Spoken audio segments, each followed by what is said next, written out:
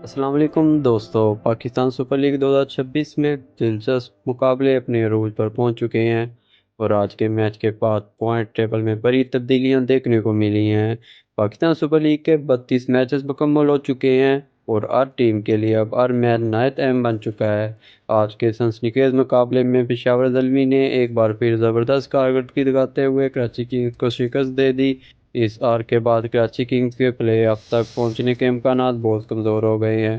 اگر ہم تازہ پوائنٹ ٹیبل پر نظر ڈالیں تو سب سے نیچے 8ویں نمبر پر راولپنڈی ٹیم موجود ہے، جو اپنے تمام میچز ہار کر پہلے ہی ایونٹ سے باہر ہو چکی ہے۔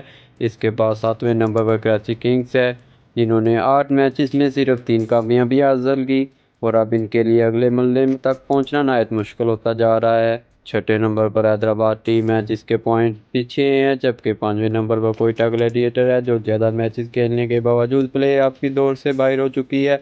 چوتھے نمبر پر لاہور قلندرز موجود ہے، جنہوں نے 8 پوائنٹ کے ساتھ اپنی امیدیں زندہ رکھی ہوئی ہیں۔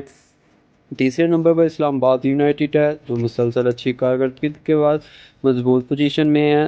دوسرے نمبر پر ملتان سلطان ہے، جنہوں نے شاندار کھیل پیش کرتے ہوئے 12 پوائنٹ حاصل کیے، جبکہ پہلے نمبر پر زبردست فارم میں موجود پشاور زلمی ہے، جو اب تک ناقابل شکست رہی ہے اور ٹاپ پوزیشن میں پرجمان ہے۔ دوستو، موجودہ صورتحال کے مطابق پشاور زلمی اور ملتان سلطان تقریباً پلے آف میں اپنی جگہ بنا چکے ہیں۔ دوسری جانب کوئٹہ اور دیگر کمزور کارکردگی دکھانے والی ٹیمیں ایونٹ سے باہر ہو چکی ہیں۔ اب بات کریں کراچی کنگز کی تو ان کے لیے راستہ بہت مشکل ہو چکا ہے۔ انہیں نہ صرف اپنے باقی تمام میچز جیتنے ہوں گے، بلکہ دیگر ٹیموں کے نتائج پر بھی انحصار کرنا پڑے گا۔ تو دوستو، آنے والے میچز مزید سنسنی خیز ہونے والے ہیں۔ آپ کے خیال میں کون سی ٹیم ٹرافی اٹھائے گی؟ اپنی رائے کمنٹس میں ضرور دیں۔